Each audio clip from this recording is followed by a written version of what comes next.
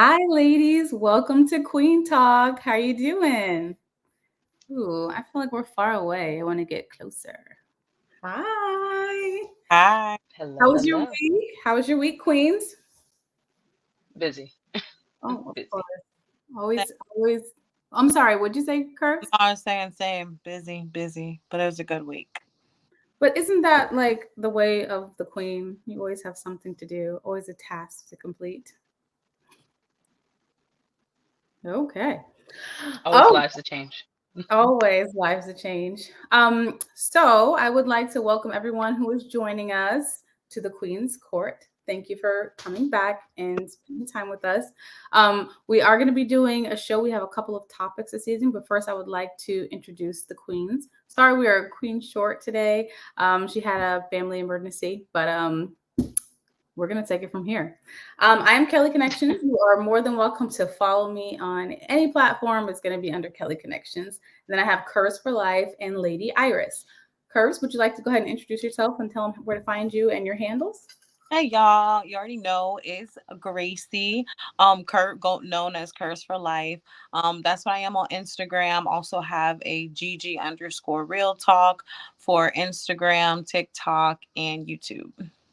Yeah, I need you to do some more real talking. I need to see more I episodes. know I definitely need to get better at posting more. Can we back the cameras up? I feel like we too close now. Like I like the other setup better. I like where we are. You were Oh, so far away, I couldn't see expressions. oh, So, sorry. Okay, never mind. I yeah. guess two against one. Uh, but yeah, I do need to post more. I need to get more consistent with that. 100. Absolutely. Okay, Lady Iris, would you like to introduce yourself? Tell them where to find you. Yes, Iris Blooms 29 on Instagram. That is the only social media platform that I have. Sorry, I'll get cooler like curves eventually. But right now, that's where I am. That's where you can find me. As right now, but we are working on more, aren't we? Yes. Yes. She's about to be famous, y'all. She's been in movies. She's got albums Love coming this. out. Lady Iris is doing her thing. So just keep an eye out for her, okay? She's going to be the next So it's curves.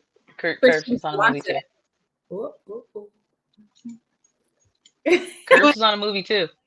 Your latest debut, Lady Oh my Iris. gosh. Curves is on a movie too. So, Yeah.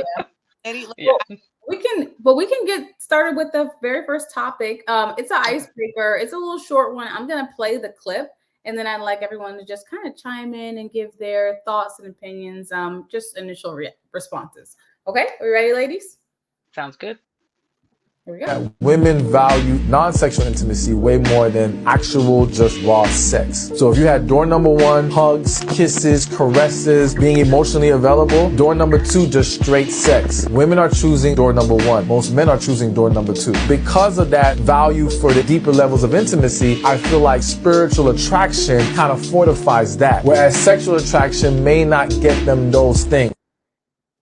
Oh, I think it started. Hold on. I think it started in the middle. Let me play that again. More important, sexual attraction or spiritual attraction for a woman? I'm gonna say spiritual attraction. I believe that women value non-sexual intimacy way more than actual just raw sex. So if you had door number one, hugs, kisses, caresses, being emotionally available, door number two, just straight sex. Women are choosing door number one. Most men are choosing door number two. Because of that value for the deeper levels of intimacy, I feel like spiritual attraction kind of fortifies that. Whereas sexual attraction may not get them those things. Okay, ladies, let's get into it. What are your thoughts on that? The gentleman, I believe it's Stefan Speaks.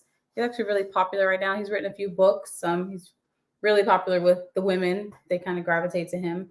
So, what are your thoughts on what he said and that question? What do you think is more important? What?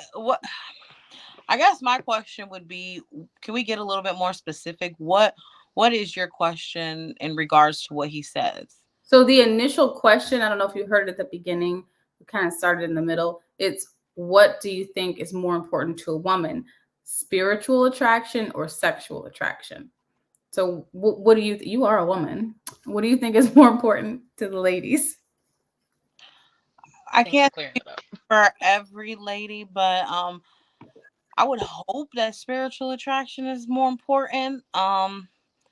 not every woman is spiritual though. Like that's the thing. Like I would say, intimacy outside of sex is more important to most women, um, above the other. Okay. What about you, Lady Iris? I know Alright. spiritual things are very important to you. They are, but I just think I guess the question he said kind of was directly focused on women, but I think we need to include men in this conversation in regard to the fact that even if they aren't labeled as that's what they need, that is still something that we all need. So we can say it's just the females that want the spiritual connection, but we all need to spiritually connect to have proper intimacy. And that's it. If you want a healthy relationship, I think that's what separates us from other parts of different kingdoms. I'll say it like that. It's because we have a mind, we have will, we have emotions. So if it was just about raw intimacy, I think we're missing so many other points of connection that can be made and that are healthy for a durable relationship. So I think I'm sorry I can't think of his. I know his name was Pastor Green. There was this gentleman who actually educated couples on how to have a healthy relationship. My parents, I think, went to couples conferences, but he made a good point to say women need intimacy or that emotional connection throughout the whole day to want to be able to connect physically in the evening. So I think it's incumbent upon income. I can't say the word today. Incumbent. I can't say the word today. I'm so tired. I think it's important for both parties to take it upon themselves to obviously find out what their love languages are, and then find out how that person receives intimacy or love. And I think it's important that we all work on it because it's so easy in a generation where we think about self so much. There is the healthy balance of self-care and self-love, but then we do have to remember we're taking that self-care and self-love, we're filling up our cup so we can pour out again to those that are in our world, our space. So I think it's important, if women need emotional connection or spiritual connection, that the gentleman helps with that portion, whether it's getting up in the morning. Some men, I heard, they leave little cute notes to their wife. Some of them get up and make breakfast just to help them out because they know they have to get the kids ready. I feel like there's little things that we can show throughout the day to share, like, I'm thinking about you, I love you. I know Bishop Green, he would get up early, warm up the towel. So when his wife got out the shower, like she had that warm towel. It's like small little details, but like it built up. So by the end of the day, she felt her love cup was so full that she was like so excited to be with him, in other aspects. So I think it's important for both sides of the parties to have the emotional and spiritual connection, and then the intimacy is deepened, and it's not just that physical attraction, because guys, we all understand all it takes is age to change how we look. It takes an accident to change how someone looks, or if a woman has a child, if you're only just invested in her because of her body, well, guess what, her body is going to change, but that doesn't mean she's not still that stunning human being that you married, because there's so many more layers to her. So I do think for both parties, it's the connection on more than just one level, for men too.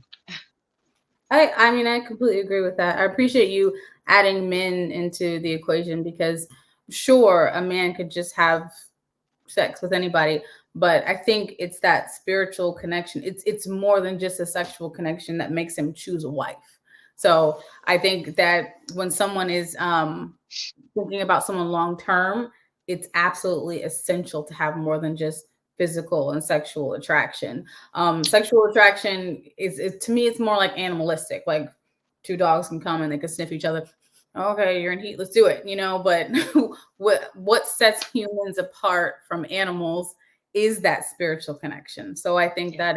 that is And the extremely emotional connection emotional. Absolutely. and intellectual connection. Like, there's so many There's more so many, levels. yeah, levels to it than just a sexual connection. And I think that they have so many terms for it, like a situationship, friends with benefits. People are not truly connecting anymore. And I think that's why relationships aren't lasting anymore. Which kind of brings us into our next topic. But did anybody else Oh, have any I more to say on this? slide into the next topic. I just want to talk about the importance of like why I love the current relationship I'm in so much. I love it so much because it is so healthy. It feels so good. It's not purely based off sex. Because I think sometimes, if you've been in a relationship where maybe you guys only real connection and like you're just getting hot and bothered, but like what I'm in right now is a situation where we really just enjoy each other's time, and like the intimacy, like, I don't know if you've ever felt like so much intimacy without even having sex. Like it literally just feels so good to be able to like communicate with someone, just like caress someone, just be around them in their space, and you feel so whole, like you feel like you're getting everything you need, and it's not just about sex. So I And feel they like, truly see you, kind of like the Avatar moment, yeah, that person. I see you. Yeah, that person sees inside of you and not just, you know, yeah, sometimes the mask we wear or how we look on the outside. So I think you're being seen, truly seen and valued. And that's something that's extremely important. And that's what makes relationships last, I think. Thanks. I People agree. are so worried about that sexual chemistry that they're missing all the more important parts. I think it's one small portion of a very large relationship. And it's people are so multifaceted and they're not being seen anymore. They're not being heard, they're not being understood. They're not, it's almost like they're a number, or they get put on the back burner, or they're an option versus like I it's not you plus other women. It's I choose you because I see how precious and how valuable you are specifically. I chose you over all the other women because I see how valuable you are over everyone else to me. And I think And that's how we connect and how that they both connect and how she sees the value in him also. absolutely Okay. great. Ooh, so that does actually like segue perfectly into our next topic. It was actually a divorce attorney that was interviewed, and he kind of gives his take on marriage. So let's play that clip, and then we'll comment on it, ladies. Roll that footage. Percentage stay together for the kids. Uh-oh. Oh, I think I need to go back to the beginning. Half their shit. Another 10. Think about that's the ones that end in divorce. Hold on. There we go. If you break it down fundamentally, 56% of marriages end in divorce. Let's think about that's the ones that end in divorce. So how many people, what percentage stay together for the kids? Or because they don't want to give away half their shit. Another 10%? That's conservative. Conservative. But let's say 20% then, okay? That's at least right. You now have a technology that fails 76% of the time. That's insane.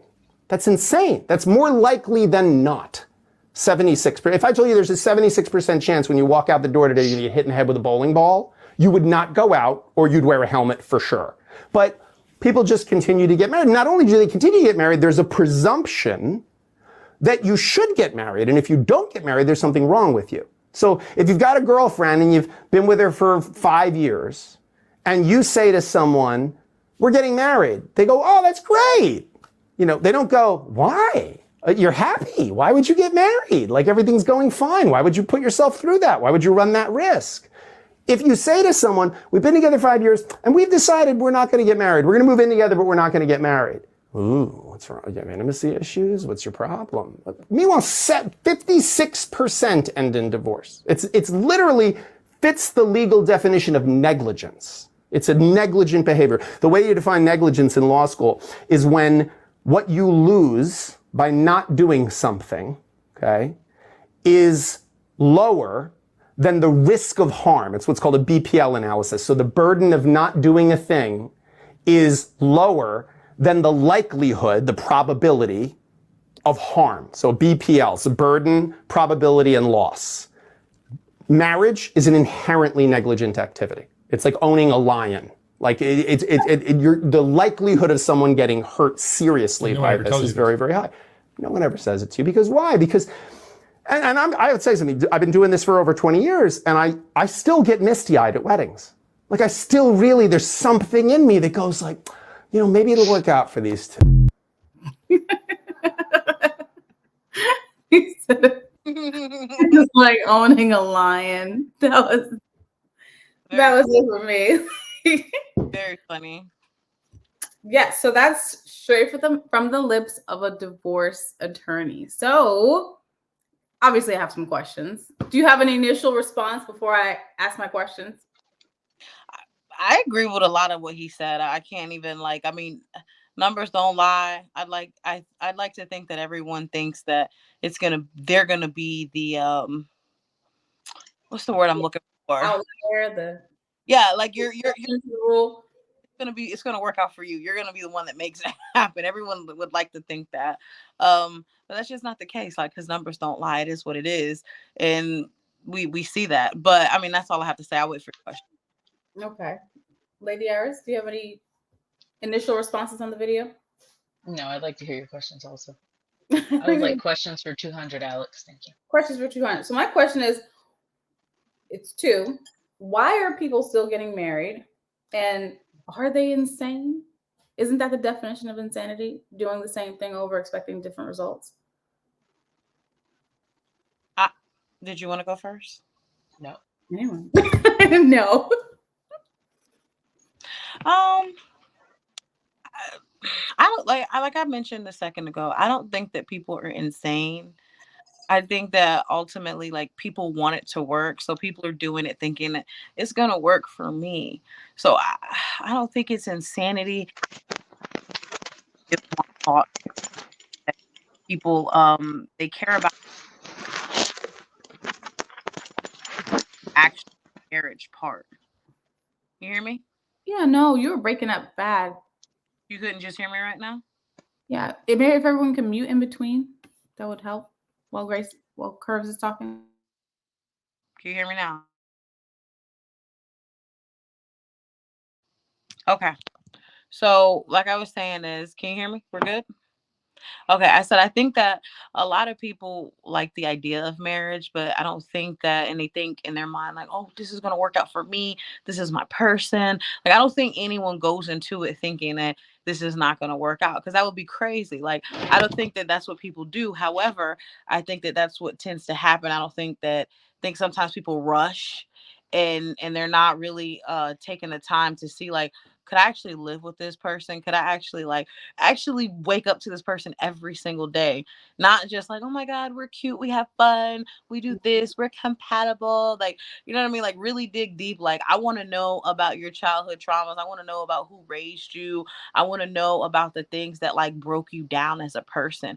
And I know that might sound like a bit much, but I feel like these are important things to know, because like people change in marriage, like, and that's why things don't always work out, because like you're literally deciding to merge your life with someone else's life, and everything that they go through, you are now experiencing too. And if this is a person who's shown in the past that they're not good when adversity shows up, then now you're in that boat with them, and now when problems occur, you have to be the person to assist them in whatever they're going through. So it's really important to me to see, like, how do you deal with like problems, like real problems, you know what I mean? And what do you do when you're angry? Like, are you cussing people out? Are you going off? Like, how do you manage your emotions? Like, these are more important things to pay attention to than like, oh my god, he gives me butterflies and like we feel good when we're around each other, and like I totally want to just want to see the world with him and travel. But like, boom, what if his mom dies? Are you gonna know how to handle that? Because that's real. I lost my dad. You know what I'm saying? So this is life happening. You see a So whole different side of a person. yeah, that's what I'm In real life things happen. That is literally something I think about, Curves. Now I'm like, what if I marry this person, they do have their parents? How are they going to react when one of the biggest devastations of their life happens? Like, it could almost cripple you if you don't have a good community support system. So yeah, that is definitely something I think about now. And I'm like, potential mate, how are they going to respond to this? You Yeah, know, 100%. I agree with you. And that's real.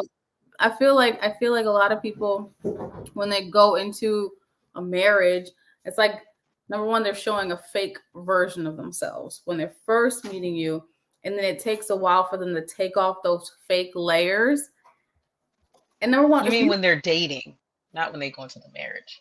sometimes Or do you mean it? Okay.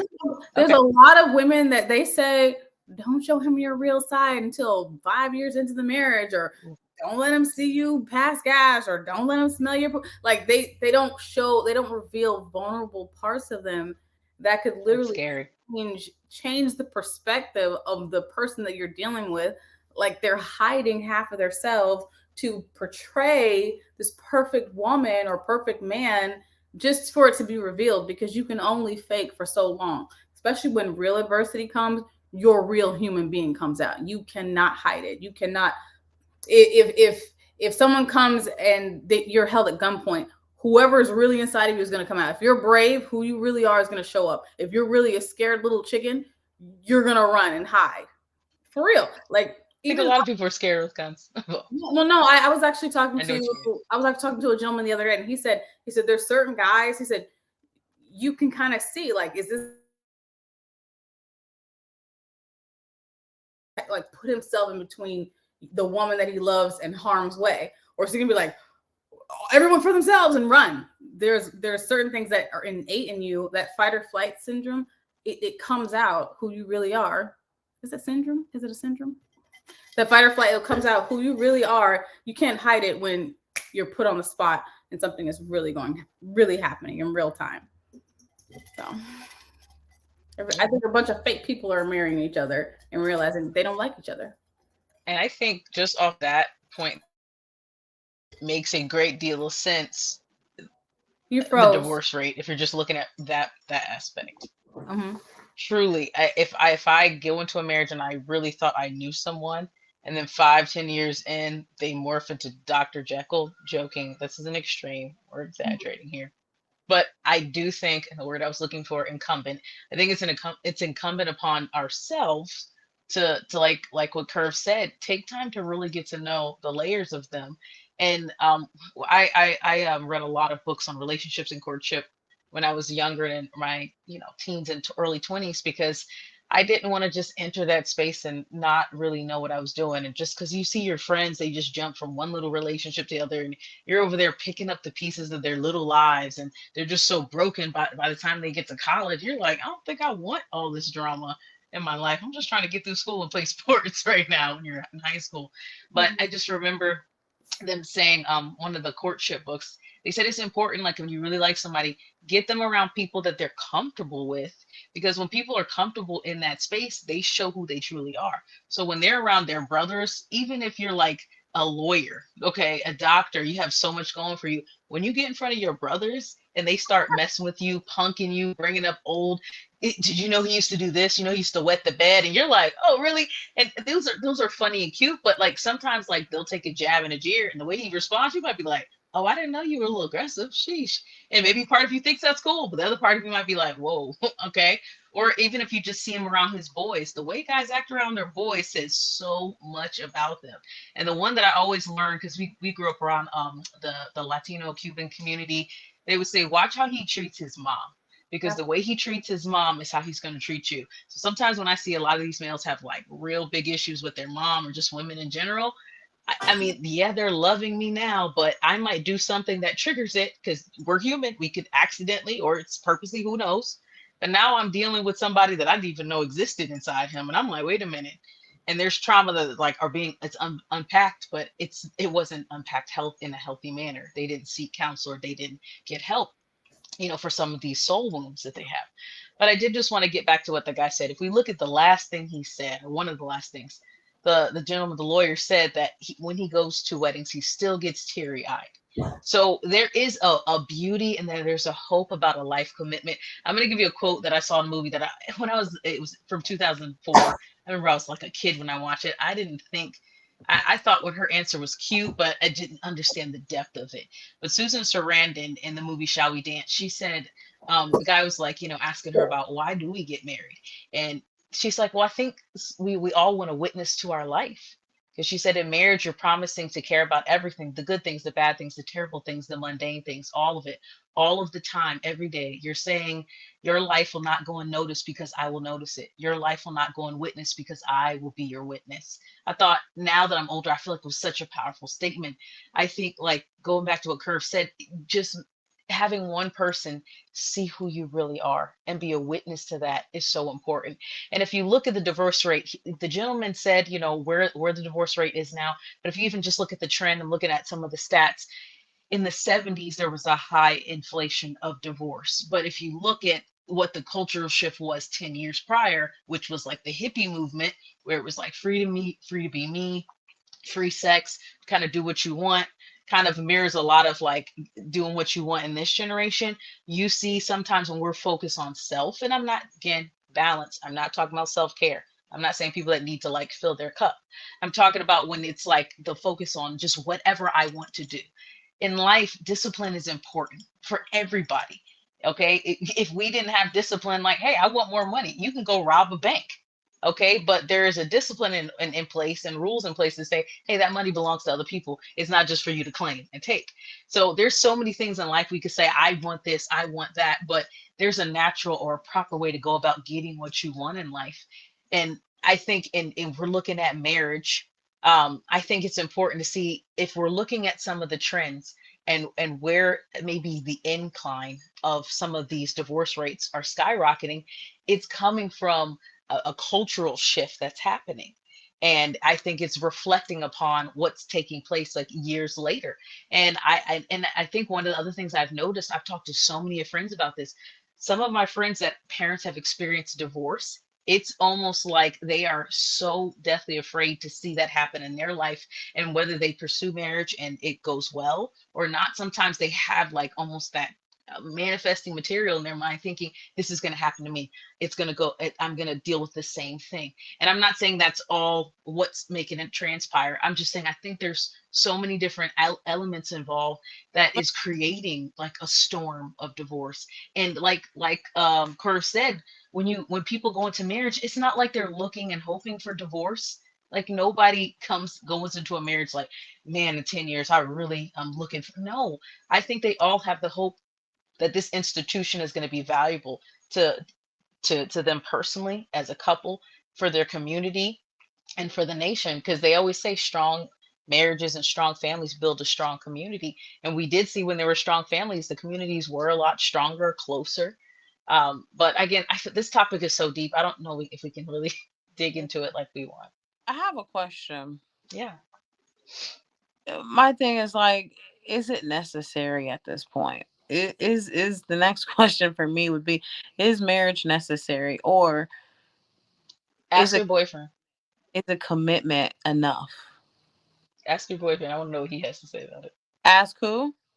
Ask your boyfriend. I want to know what he has to say about it. I know marriage. He sees marriage in the cards for his future. I know that that's something, but I just have a different take on marriage these days. Not to say that I'm That not. that definitely sounds like a topic for the next episode. Let's do part 2 of this. Do part Let's two. answer your question. That'll be the first question we ask. Yeah, But we and I want your thoughts. we Sorry. thank everyone for joining us this evening. We hope that you will join us every Sunday evening. We will be here 7:30 p.m. sharp Eastern Time. Thank you for joining Queen's Talk, and you may leave the Queen's Court now. Where's the I'm stealing your thing, Curtis. Alrighty. Have a great evening and catch us again next Sunday. See you soon.